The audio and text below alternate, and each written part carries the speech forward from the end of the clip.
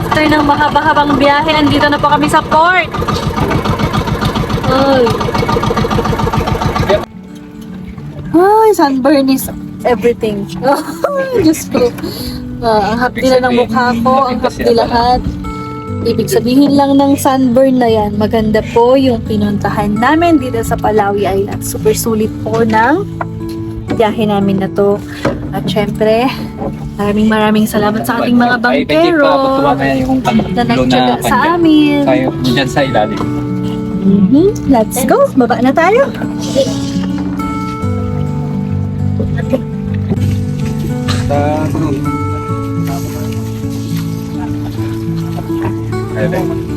Ay, ang ganda ng experience sa Palawi.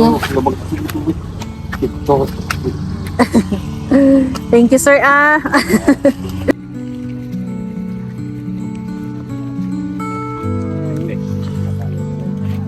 Let's go home. Let's go home. Sunburn lahat No picking up bro. Sa dami ng nakapark dito kanina, punong-puno yung area na to.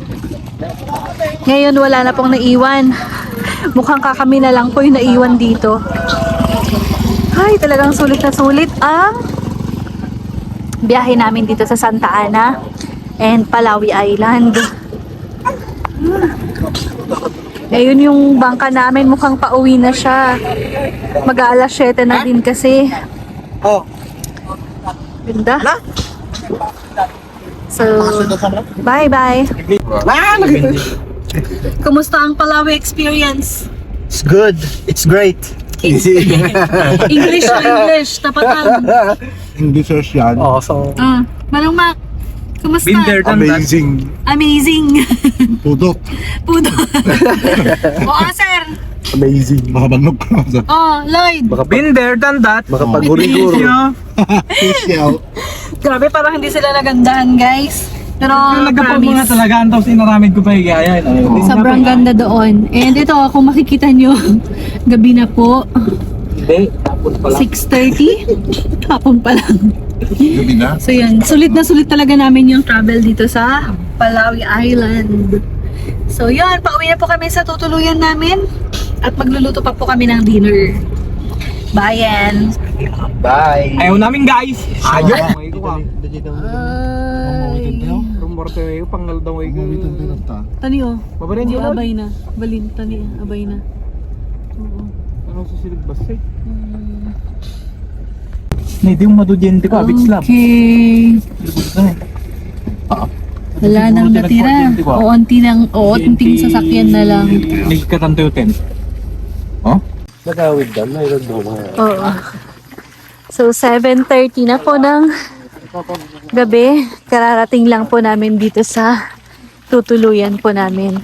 So sobrang daming tao dati dito na dinatnan namin kahapon.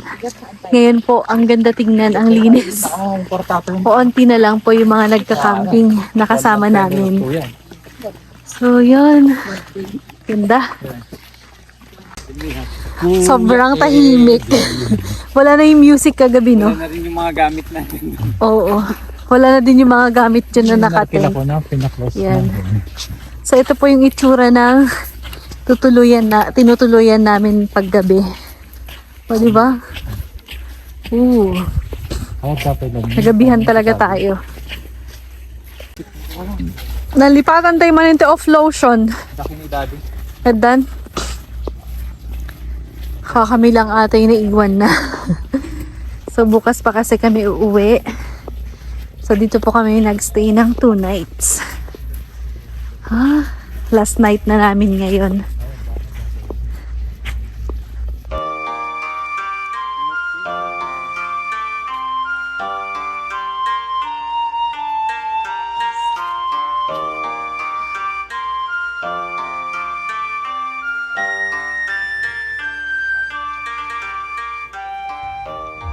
Good morning! So, ito na po yung pangatlong araw po namin dito sa Cagayan. Ang sarap gumising. Pag ganitong view yung makikita mo.